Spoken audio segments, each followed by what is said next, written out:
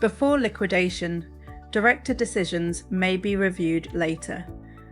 That sentence can sound alarming, so it is important to say this clearly. A difficult decision is not automatically a wrong decision. Directors often have to make decisions in fast-moving circumstances. A business may still have customers, staff, stock, contracts, and possible recovery routes, even while cash is under pressure. The question is usually not whether the situation was difficult.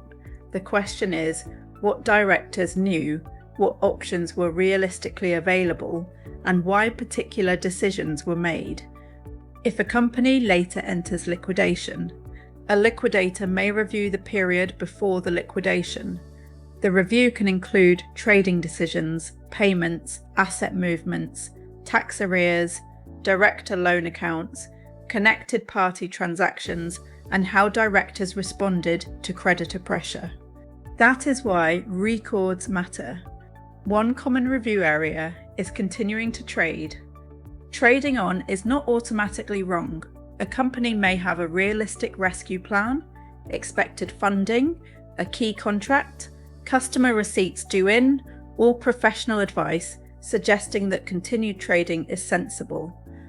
But directors should record why they believed continued trading was in the company's interests and how creditor interests were being considered as pressure increased. A second area is taking new credit. If the company orders more stock, takes customer deposits, uses supplier credit, borrows money, or enters new commitments while cash is tight, the record should show why directors believed those commitments could be met. What was the cash forecast? What sales were expected? What funding was due? What changed later? A third area is paying some creditors before others.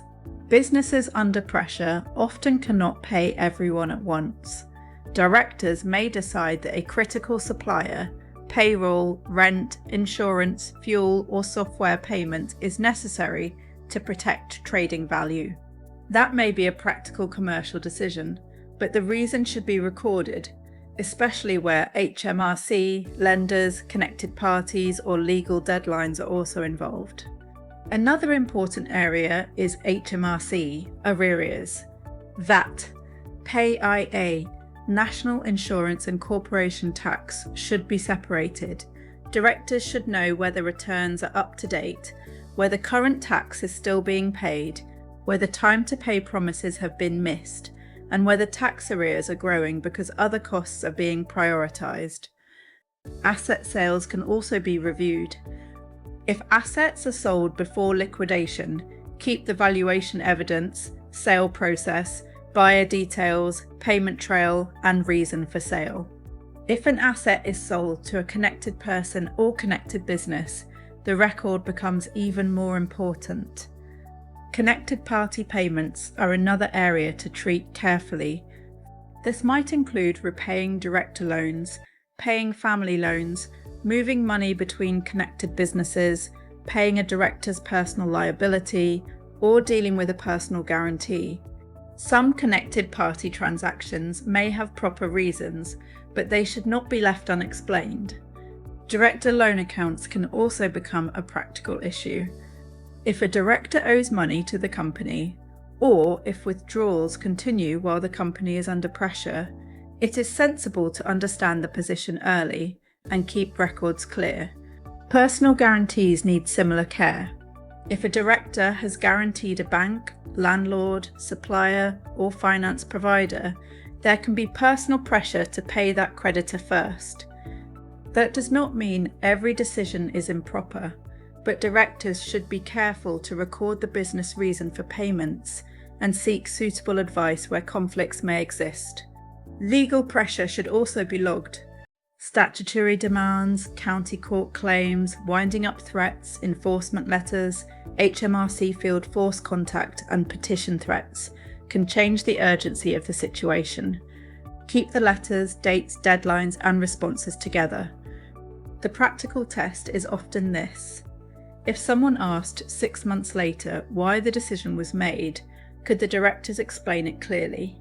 Not with hindsight, with the facts available at the time, A useful pre-liquidation record pack normally includes board notes, cash flow forecasts, creditor lists, HMRC correspondence, legal letters, advice notes, payment reasons, asset sale documents, bank records, director loan account details, personal guarantee documents, and a timeline of key events.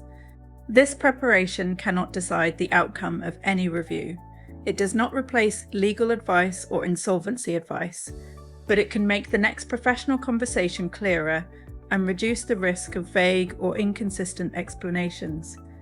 Debt Decoded provides educational information and preparation tools only. It does not provide legal advice, insolvency advice, regulated debt advice, creditor negotiation, representation, or recommendations tailored to your circumstances.